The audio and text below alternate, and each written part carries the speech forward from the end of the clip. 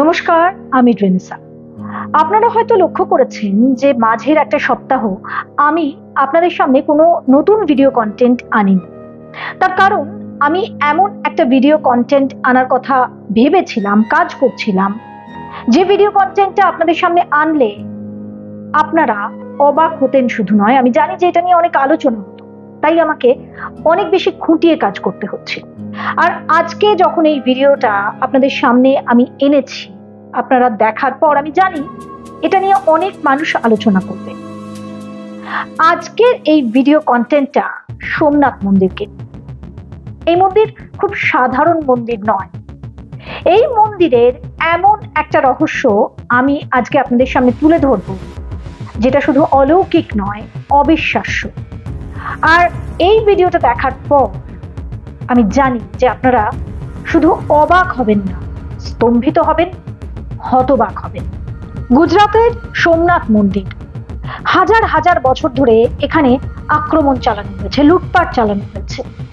আজকের মূল্য ধরলে হাজার হাজার কোটি কোটি টাকা সম্পত্তি লুট করে নিয়ে গেছে লুঠেরারা। গজনীর সুলতান মাহমুদ হোক কিংবা অরঙ্গজেব, কোন বিদেশি হানাদাররা এখানে আক্রমণ চালাননি? তবে শুধুমাত্র লুটপাট নয়, এর ইতিহাসের সঙ্গে জড়িয়ে রয়েছে বহু আত্মত্যাগ। সোমনাথ মন্দির হাজার হাজার বছর ধরে বহু অত্যাচার সহ্য করেছে, কিন্তু আপনারা জানেন কি যে এই মন্দিরে একটা ভাসমান শিবলিঙ্গ ছিল? হ্যাঁ, শূন্যে ভেসে থাকা একটা শিবলিঙ্গ। আর এই ভিডিওটা তৈরি করা এটাই কারণ, এটাই আপনাদের বলবো। কিন্তু তার থেকেও আশ্চর্য যে এর কিছুটা অংশ ভারতে আবার পাওয়া গেছে। আপনারা জানলে অবাক হবেন যে তার মেটেরিয়াল নাকি এই পৃথিবীর নয়, তা এসেছিল অন্য কোনো জগৎ থেকে। সোমনাথ হলো একটি জ্যোতির্লিঙ্গ। ভারতে 12টি জ্যোতির্লিঙ্গ রয়েছে, এর মধ্যে সব থেকে গুরুত্বপূর্ণ হলো সোমনাথ। এখন জ্যোতির্লিঙ্গ কি, এটা যদি আপনারা জিজ্ঞেস করেন তাহলে আপনাদের বলতে হবে যে জ্যোতির্লিঙ্গ হলো স্বয়ম্ভু শিবের অবতার, এবং সহজ ভাষায় বলতে গেলে শিবের জ্যোতি হিসাবে প্রকট হওয়া। যেখানে যেখানে জ্যোতির্লিঙ্গ রয়েছে সেখানে স্বয়ং শিব এক আলোকরশ্মি রূপে প্রকট হয়েছিলেন। বিশ্বাস করা হয় এই দ্বাদশ জ্যোতির্লিঙ্গের কারণে পৃথিবীর ভিত্তি বজায় রয়েছে, এবং এই কারণেই পৃথিবী এখনো গতিশীল, মানে চলছে। সোমনাথকে জানতে গেলে পিছিয়ে যেতে হবে সেই সত্যযুগে। আসলে সেই সময় চন্দ্রদেব এক অভিশাপ পেয়েছিলেন, আর অভিশাপে ছিল যে ধীরে ধীরে তিনি ক্ষয়ে যাবেন। তখনই ব্রহ্মাদেব তাকে বললেন, প্রভাস তীর্থে যাও আর সেখানে গিয়ে ভগবান শিবের আরাধনা করো। রাত দিন মহামৃত্যুঞ্জয় জপ করার পরে ভগবান শিব দেখা দিলেন। মহাদেব তাকে আশীর্বাদ দিলেন যে তিনি কখনোই পুরোপুরি ক্ষয়ে যাবেন না। চন্দ্রদেবের উজ্জ্বলতা একসময় রোজ কমবে, আবার একসময় রোজ বাড়বে। প্রভাস তীর্থে যেখানে চন্দ্রদেব ভগবান শিবের আরাধনা করেছিলেন সেখানেই এক জ্যোতির্লিঙ্গ তৈরি হলো, যাকে সোমনাথ বলে। এই সোমনাথই আলাদা আলাদা যুগে আলাদা আলাদা রূপ নিলেন। যেমন সত্য যুগে তিনি ছিলেন সোনার রূপে, আবার ত্রেতা যুগে রাবণ তাকে রূপ দিয়ে তৈরি করেন, আবার দাপর যুগে শ্রীকৃষ্ণ তাকে চন্দন দিয়ে তৈরি করেছিলেন। হ্যাঁ, সোমনাথ এমন এক জায়গা যেখানে ভগবান শিব আর শ্রীকৃষ্ণ দুজনের কানেকশন রয়েছে। এই জায়গা তো কোনোভাবেই সাধারণ জায়গা হতে পারে না। আর এখানেই ছিল লেভিটেটিং, মানে শূন্যে ভাসমান এক শিবলিঙ্গ। এই রহস্য আজও রহস্যই রয়ে গেছে। ঋগ্বেদ, শিবপুরাণ, স্কন্দপুরাণ, এমনকি শ্রীমদ্ ভাগবত গীতাতেও এই তীর্থের কথা রয়েছে। এই মন্দির ছিল জ্ঞান চর্চার কেন্দ্র, যেখানে সরস্বতীর অধিষ্ঠান, সেখানে লক্ষ্মী দেবীও থাকেন। কিন্তু একাদশ শতকে সোমনাথের বিপুল ধন সম্পত্তির খবর পৌঁছে গেল পারস্য, এমনকি তুরস্কেও। তারপর নেমে এলো সেই অন্ধকার অধ্যায়, যার কল্পনা বোধহয় করতে পারেনি আরব সাগরের তরঙ্গ পর্যন্ত, এমনকি সোমনাথের হাজার হাজার ভক্তরা। গজনীর সুলতান মাহমুদ জানতে পেরে গেছিলেন যে সোমনাথ এক বিরাট ধনী মন্দির। মন্দিরে রয়েছে প্রচুর ধন সম্পত্তি। সেসব দখলের উদ্দেশ্যে এক বিরাট সৈন্যদল নিয়ে পৌঁছলেন গুজরাতের সমুদ্র তটে। পর মুহূর্তেই সোমনাথের ঘণ্টাধ্বনি বদলে গেল আক্রমণের শব্দে আর ভক্তদের আর্তনাদে। সেই রাতে মন্দিরে ছিল হাজারো ভক্ত। আচমকা এমন আক্রমণে অনেকেই প্রাণ হারালেন।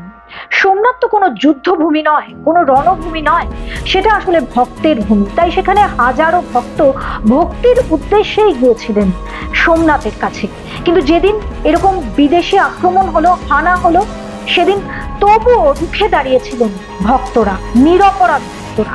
কিন্তু প্রতিরোধ করে কিছুই করতে পারলেন না ভক্তরা। সেই রাতেই অসংখ্য নিরপরাধ ভক্ত প্রাণ হারালেন। আর সুলতান মাহমুদ মূল্যবান সম্পত্তি সোমনাথ থেকে চুরি করে লুট করে নিয়ে গেলেন।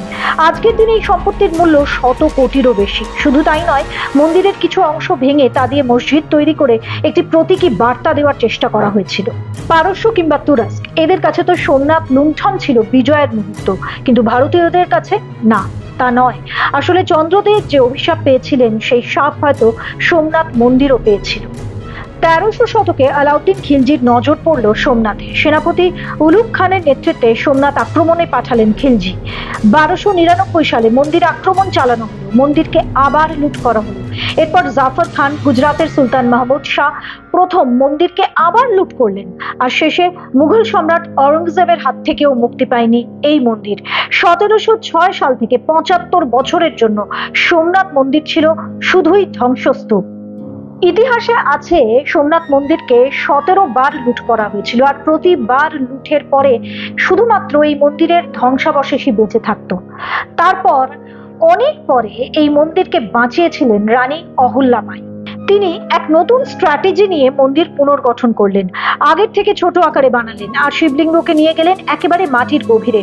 গর্ভগৃহ মাটির গভীরে থাকলে আক্রমণে শিবলিঙ্গের কোনো ক্ষতি হবে না। এই কৌশলই সোমনাথের জ্যোতিকে কখনো নিতে দেয়নি। আগামী 150 বছর ধরে এই স্থান বম বম করতে লাগলো ভক্তদের শিবধ্বনিতে।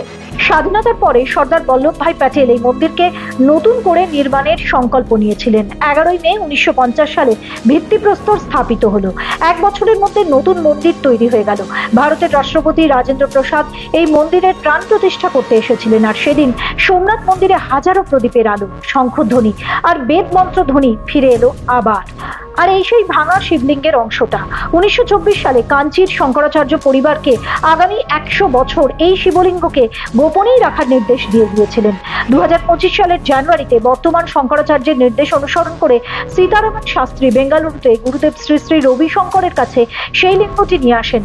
অদ্ভুত উপাদান রয়েছে সেই শিবলিঙ্গে, এই দুনিয়ারই নয়। বলা হচ্ছে এই শিবলিঙ্গটি এসেছে অন্য কোনো মেটেরিয়ল থেকে, অন্য কোনো লোক থেকে।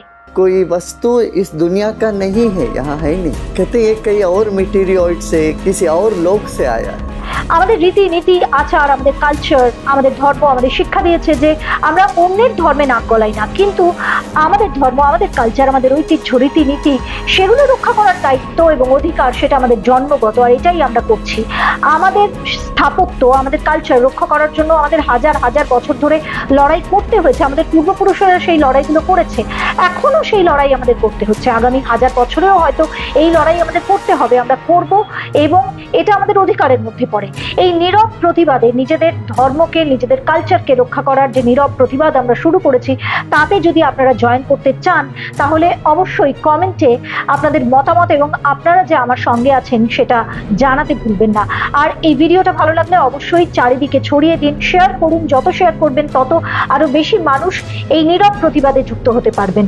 সবাই ভালো থাকবেন। আজকের এই ভিডিও কন্টেন্টটা এখানে শেষ করছি, কিন্তু আজ থেকেই আমাদের জার্নি শুরু হচ্ছে একটা নীরব প্রতিবাদ করার, নিজেদের সংস্কৃতিকে রক্ষা করার। সুতরাং আগামী দিনে আরো এই ধরনেরই কন্টেন্ট নিয়ে হাজির হয়ে যাব আমি, রেনেসা। ততক্ষণের জন্য সবাই ভালো থাকবেন। নমস্কার।